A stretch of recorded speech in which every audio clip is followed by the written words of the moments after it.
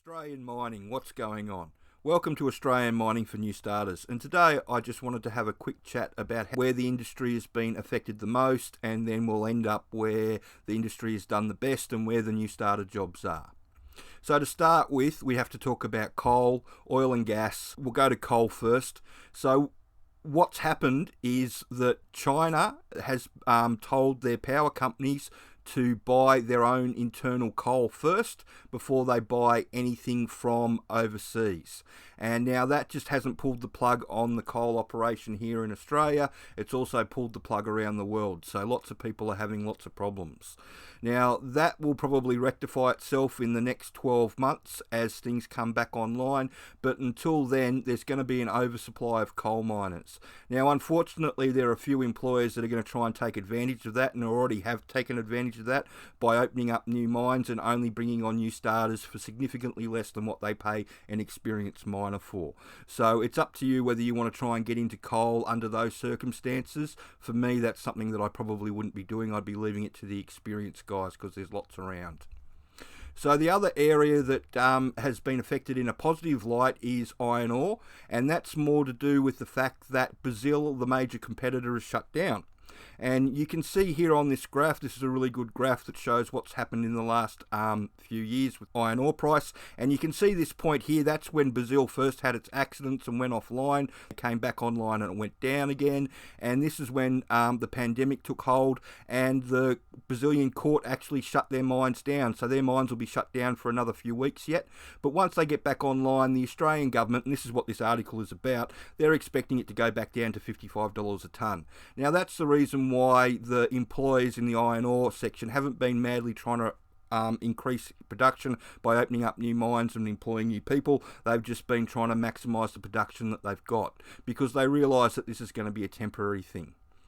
So if you want to try and get into iron ore, you really need to know somebody. Otherwise, then all you're doing is waiting for somebody to move on or retire, and they normally hire probably about 300 new people a year across the big three, just to meet their natural attrition.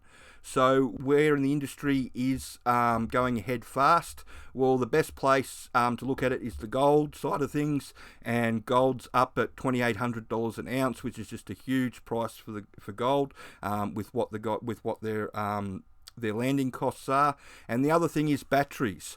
Everything to do with batteries, so your nickel price is up around $20,000 a tonne, and your copper price is up around 9,000 Australian dollars a tonne. Now this means Glencore's reopening copper mines in New South Wales, and people are reopening nickel mines here in WA.